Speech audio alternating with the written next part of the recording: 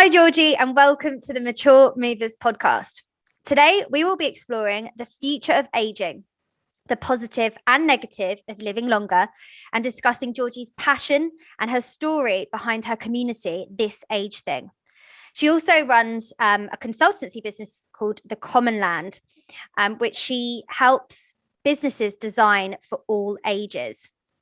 Georgie is a world-leading innovator and thought leader, changing the stereotypes of aging.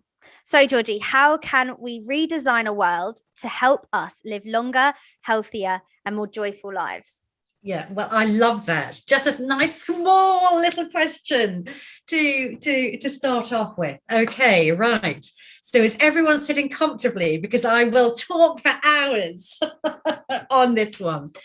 So if you think that half the world is designed by nature, pretty well, actually. But all the other stuff that we interact with, like just, the computers, my earrings, what I'm wearing, the cup, the kettle, everything has been designed.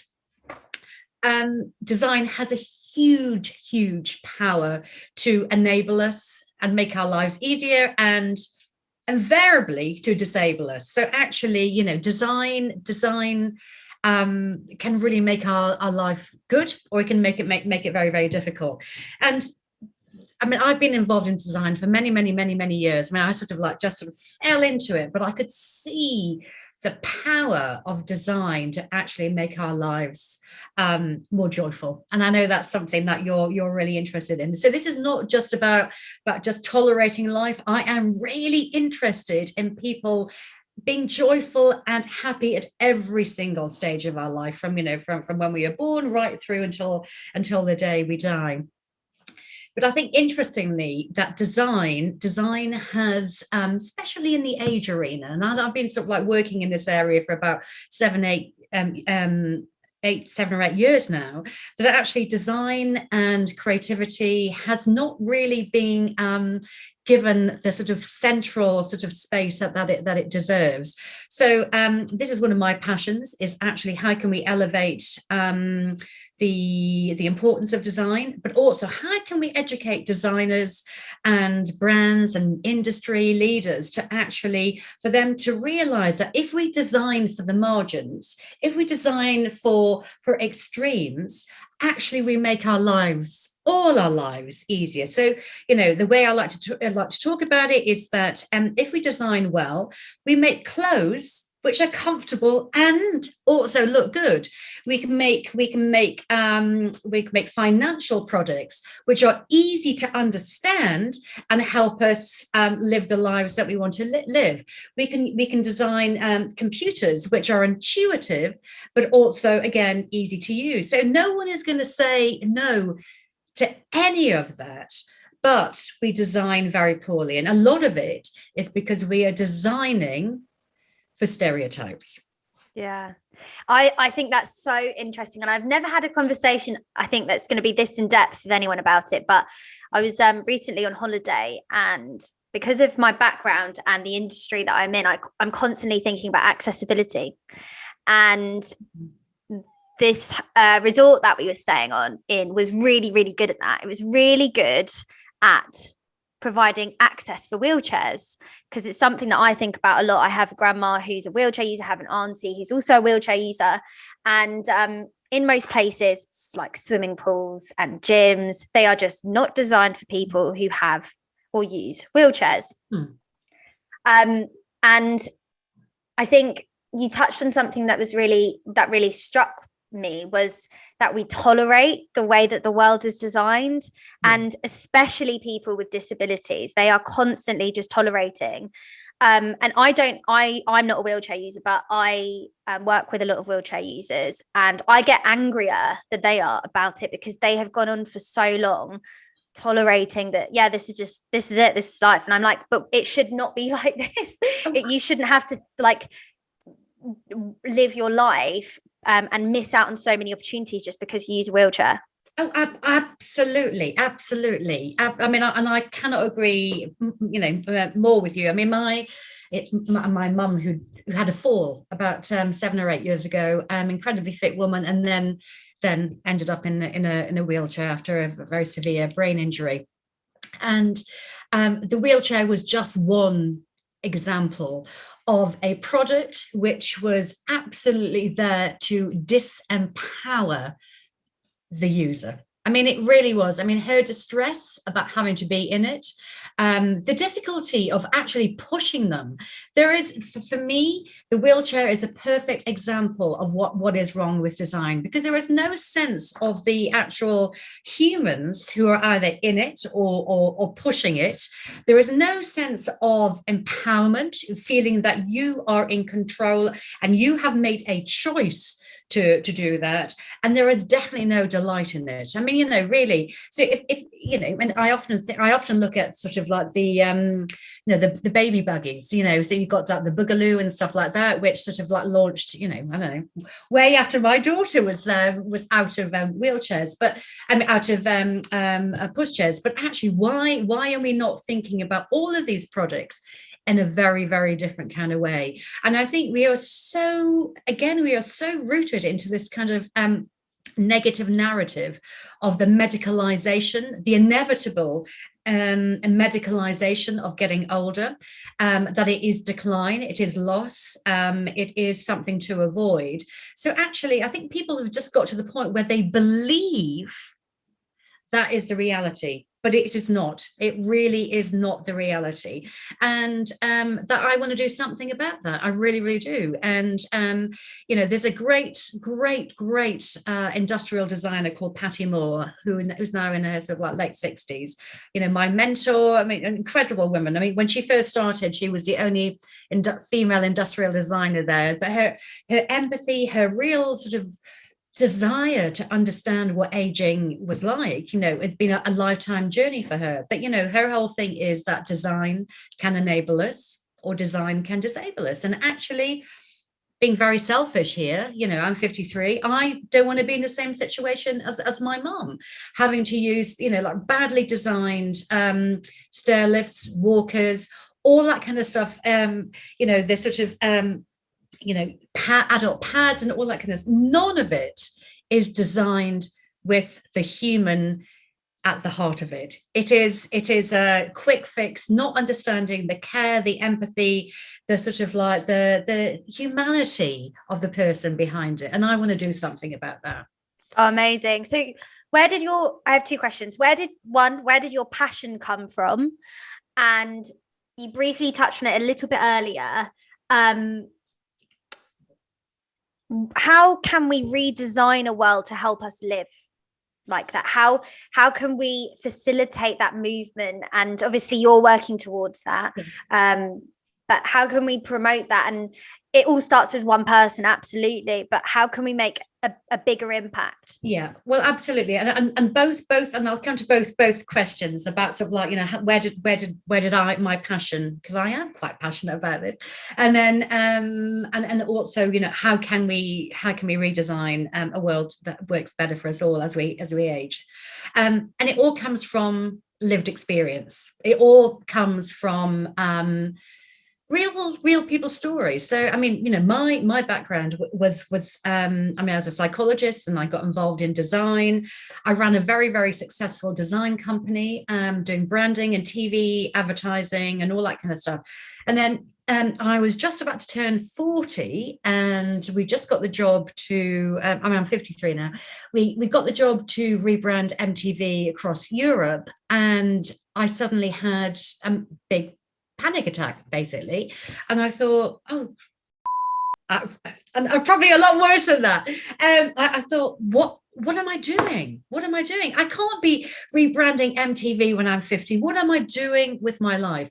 And I look back now, and that was a pivotal moment in my life, because I was absolutely drenched in ageism. I believed that narrative, that my life was only going to go down. Anyway, and I just, it was a real moment for me. A life shock. It was. And I think my dad had just died. I just got separated from my, from my daughter's father. It was, it was a big transition, lots of transitions going on in my life. And I thought, what am I doing? But actually, I'm so grateful for that really challenging situation, because it really got me thinking about who I am and where I want to be. Now, I knew how design was the answer. I knew it was the answer, because it's magic. In the right hands, it really is magic, but also equally in the wrong hands, it can cause great distress and great pain. So I set up a company called the Commonland, and it was through that I met a guy called Jonathan Colley, and we set up the Age of No Retirement. And the Age of No Retirement was all about changing the narrative of aging. And through that process, I did a lot of work and research, looking at what we have in common across the ages. And that was a light bulb moment for me, because actually, talking about boomers and Gen X and Gen Y and all these kind of sort of labels that we're very good at putting on all of us at every single stage of our life, I realized that at best they were nonsensical, but at worst they were completely divisive and actually could make us live less. So, this is something that I felt really, really passionate about. So that's where my passion came from, my own fear about getting older. So it was very, very selfish. I really wanted to change the world for me. But then through this journey, I could see, oh my goodness me, there's a need for changing the stories, getting away from the sort of like medicalized view. And then also not just about the extreme 99-year-old marathon runner. There's lots of extraordinary, ordinary people in their 60s, 70s, 80s, 90s, and beyond who are living incredibly well and joyfully. We just don't hear the stories. So coming back to your second question about how can we redesign the world so it helps us live longer and healthier?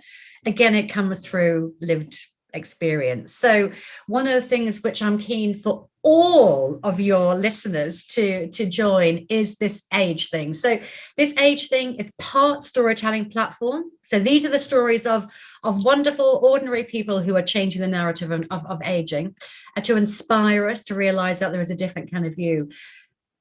But also there is an activist lived experience community within that. So we want to listen to what are the challenges of getting older, because there are challenges. But then how can we as a community share those insights about really what the frustrations and the tension points are? And then we can knock on the door of industry and government and business and say, this is the reality. This is the problem, and you're looking elsewhere for the solution. These guys have got insights, and also they've got money, and actually this is where your audience is. So how can we design better? So one of the things I'm really keen to do is build up a real sort of activist community of living design researchers, so we can share our insights, and then collectively then we can make a noise and get better designed products and services. Brilliant. Well, I'm going to sign up. I have lots of opinions on this. I think it's so interesting, and I have a lot to learn. And being ageist in itself, I'm a young person, so I do realize that I've got to experience a whole other world of growing and interacting with different people and people that are at different stages of their lives and things like that. So it's really interesting to hear that my frustrations aren't just my frustrations, that this happens to everybody. And just going quickly back to what you said about that idea that you'd reached 40 and you felt, oh my gosh, I can't be doing this at 40.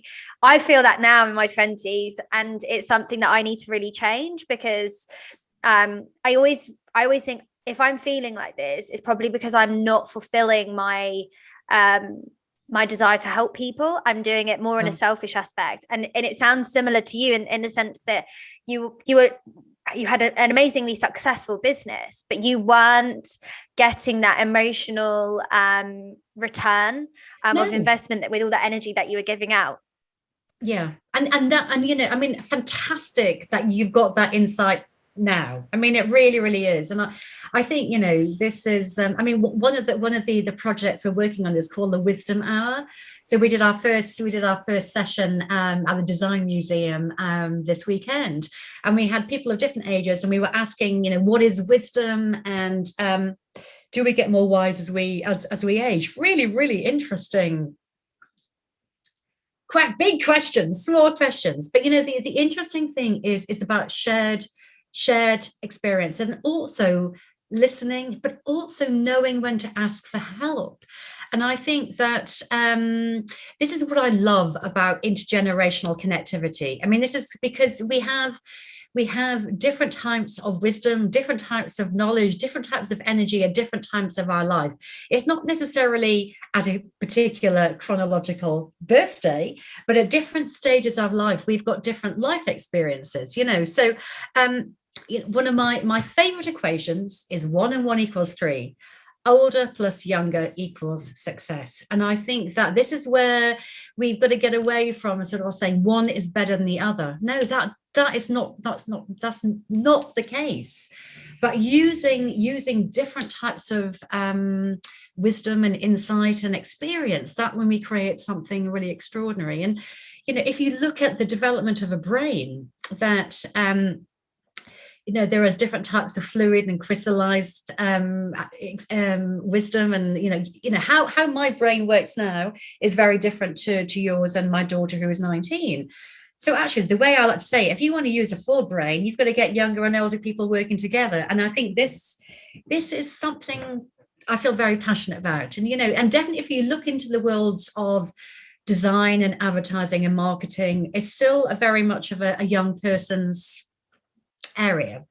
You don't get a lot of sort of like older designers. I mean, Colin Lowe, who's the director of the Design Age Institute, which I work with, he goes, "Where do all the older designers go? Where did they start?" Anyway, we're going to be speaking to them, but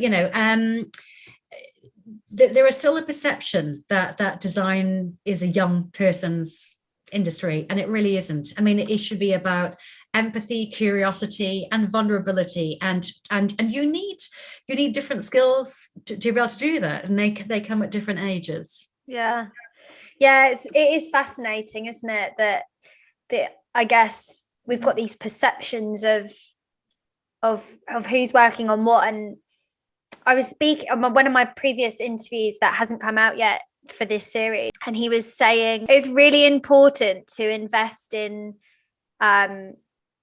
young innovation, and I completely understand that. And I in the care industry, because you've got that that new vision, and you've also got a naivety when you're a little bit younger, which can feed into those older generations and stimulate different ideas. Yes. But then you've got the other side of it, where you don't want to stereotype, and you don't want to be ageist and just think, oh, we all need young innovators. We need innovators of all ages.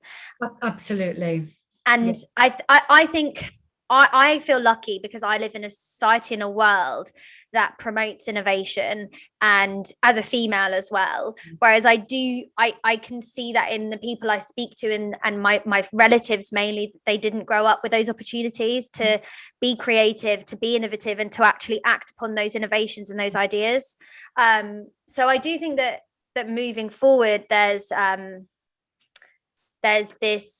an increased opportunity for a variety of ages as well, to say, actually, it doesn't matter what age you are, you can do that. Absolutely. But I think you have highlighted something which is really interesting, which is something which I'm about to start. I'm about to start this network of women innovators and designers in the longevity space. So you need to come and join us. Absolutely. Because I think it's really interesting, because actually I was speaking to a wonderful woman called Linda Shaw yesterday, who teaches user-based human-centered design, basically in a university in Edinburgh. And she's one of the people we're going to be doing the network with. Is that there's not a lot of female designers still, and I'm not necessarily, I'm a feminist. My daughter gets cross with me. She thinks I should be more so, but maybe I'm starting to wake up, you know, I'm 53. But I definitely think that you know, age, gender, ethnicity, sexuality, all of these different kind of viewpoints help us design something which is so much better. Yeah, absolutely. It's as simple as that. And the more diverse the group, the more perceptions, environments that they've experienced, and the more creative people can be with their innovations and their design thinking processes. Oh, I just had something really good to say and I can't think of it, so I'll come back to it later. Okay, all right. So do you, this is a question and an assumption in the same sentence. Okay. I assume that we focus on the negatives of aging more than we do the positives. If you agree with me, why do you think that is? Yeah, no, I do. A gazillion percent. If gazillion percent is exists, and I think again, I think a lot of it is actually laziness. You know, if you look at the imagery around aging, we are still using pictures of an old hand and a younger hand. You know, there is no sense of the human beings involved in that interaction. And this is people within the age arena themselves. We are lazy. We are lazy. We want quick fixes and we think, oh, well, that's the way it's always been. But again, you know, it's sort of like this age bias, this sort of subconscious ageism that we all have. I mean, I have it as well. You know, my daughter caught me out the other day. I said, oh, I feel ancient. She goes, oh, mom, very ageist. So we have it. We have it. So yeah, it becomes the standard way of depicting someone over the age of 55 in a certain kind of way. And the way I like to get people to think is, when you've met one 81-year-old, you haven't met them. You've met one 81-year-old. When you've met one 18-year-old, you've met one 18-year-old. We are completely unique. Now, so this is why I've called my consultancy business the Commonland, because it's about looking what we have in common, and that my chronological age is actually not very relevant to me. What's important to me personally is running, swimming in cold water, you know, having a nice glass of wine. And actually, the things I do that with are with people of all ages. That's the thing which connects us, not our age. So, you know, one of my big passions is how I can try and educate, you know, advertising and marketing businesses to actually get away from sort of thinking about, you know, Gen X, Gen Y, millennials, all those kind of things, and boomers and pensioners and all that, because these words are meaningless. But to look at the things which unite us. So, you know, that if you're going to be sort of advertising a walking jacket, show people of all ages, you know, because it is something which all people like.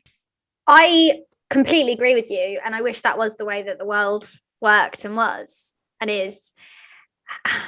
I'm going to play devil's advocate, and I'm going to suggest that I'm an investor for a company, or I'm a CEO, and we have this we want to know who your target market is.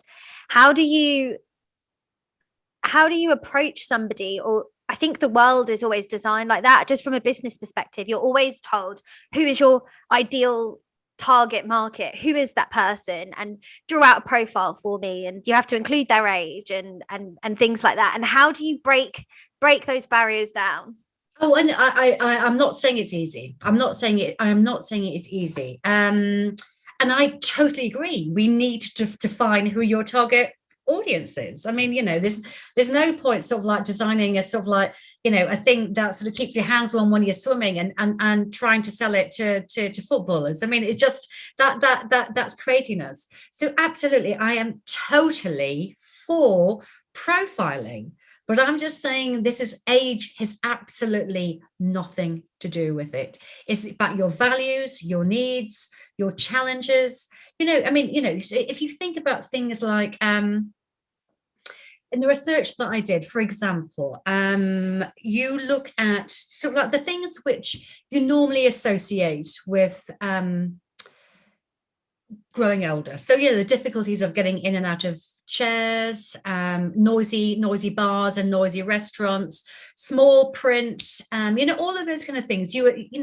As our physiological bodies do change, these things become hard, do get harder. So we did a research project with 2,000 people of all ages to find out, do older people get more frustrated by small print? Do older people get more frustrated by getting in and out of cars? And you know what? It was extraordinary. No, they don't. The people who get really, really annoyed by noisy bars? Younger people. No, we don't know why. Maybe it's because as we get older, as you said, we just tolerate. So this is what I'm trying to say to business leaders and industry. Design a restaurant, a bar where you can have a great conversation, and then people of all ages will go. So like you go, I used to go with my daughter shopping to Topshop when that was still around. And, she was, then about 15, 16, always moaning about, it's so noisy. I don't like this music and stuff like that. Again, it's just laziness. You see what we're doing? We're sort of like, we're falling into the stereotypes. But if we design better, then the people who can't hear so well will also be benefited. So you design for the extreme, and you make all our lives better. Yeah, absolutely. It's very powerful and very thought-provoking.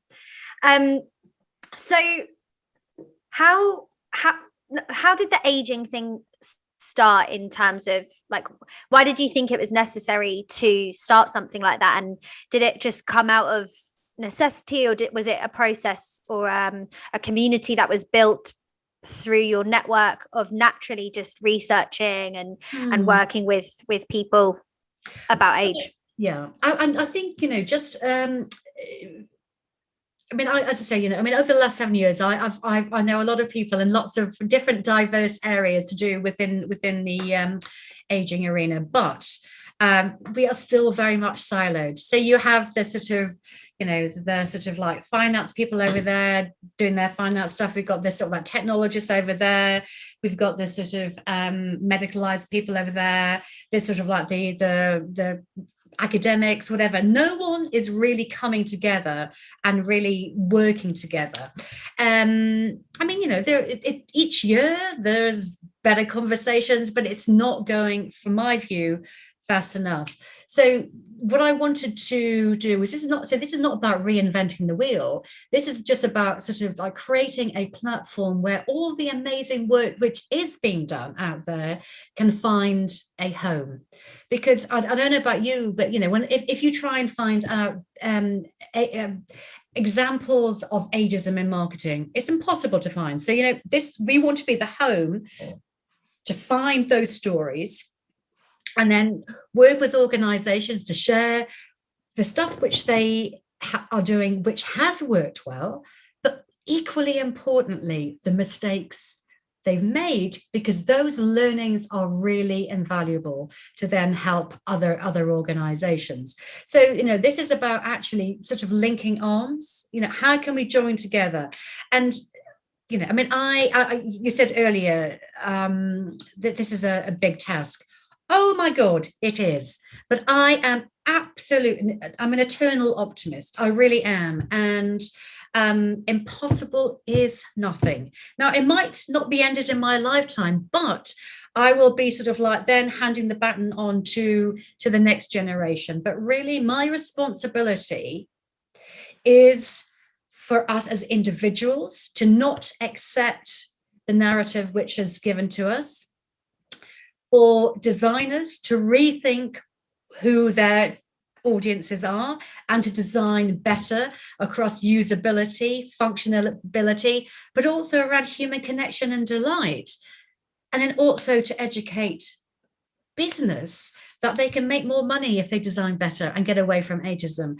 Because ultimately, my ambition is how can we create a much more united, more age integrated community. So we don't see older and younger as better or worse. We see it as life, living, and there are benefits for both. Brilliant. I think it's really inspiring for me. I don't know if whoever else listens to this, if they find it, but for me, it's really inspiring because you haven't lost your spark and you're still really, really passionate about it, despite the fact that you know it's going to be challenging, despite the fact that you know there may never be that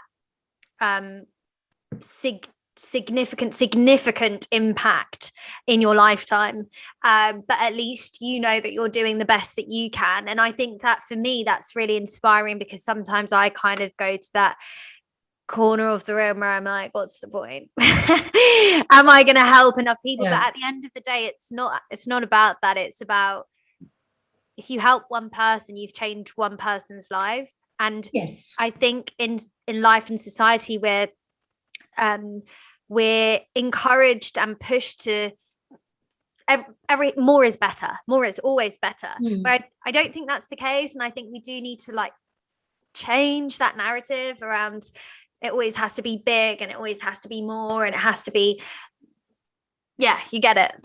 No, I do. And you know, and that's not to say that I don't have those days where oh God, I'm constantly sort of battling with my ego. I know I want to be recognized for what the stuff which I've done. Of course, you know, we're human beings. I mean, you know, that, but it is realizing that actually we are on this planet for actually a pretty short period of time.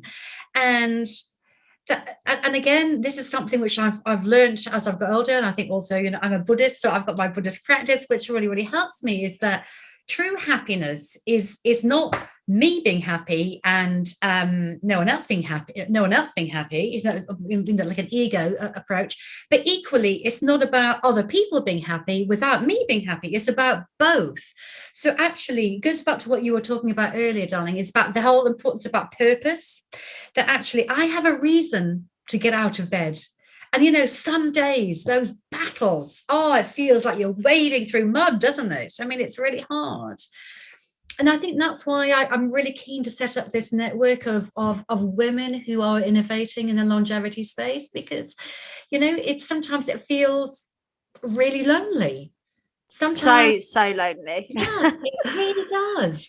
But you know, the thing is, the work, your insights, your wisdom, what you've learned is extraordinary. And it's about how we can support each other. How can we hold you when you're feeling in need, and how you can then hold other people when they're in need. This is what makes society. And you know, and the great thing is we're different ages. So there's different experiences. And you know, when I'm feeling a bit tired, you can energize me, and you know, and I can say, oh yeah, I've made that mistake 455 times. Try and learn a little bit earlier. You know what I mean? So this is but I think definitely in the innovation and design space and around age, there's a lot of amazing women with amazing insights, amazing ideas, and such curiosity and warmth. But it's, where do we find that support network to keep us going when it is a battle at times? Yeah. Brilliant. Well, thank you so much for joining. If there's anything you'd like to add, please feel free. And if you'd like to finish off just sharing some information on how people can find you or check out the Commonland or This Age Thing. Yeah, okay. So I'm saying everyone has to join thisagething.co now. So get on there, get onto our mailing list, and we will let you know. We'll be able to share stories with you every month, and then also opportunities, real challenges where we can really feed into using our lived experience. So yeah, I would say get involved with thisagething.co.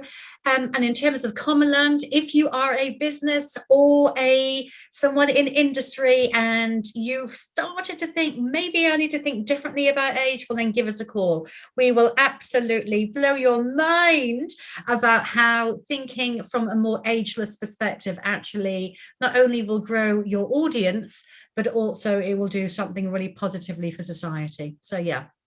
Brilliant. Thank you so much. And all the best for the future. Thank you.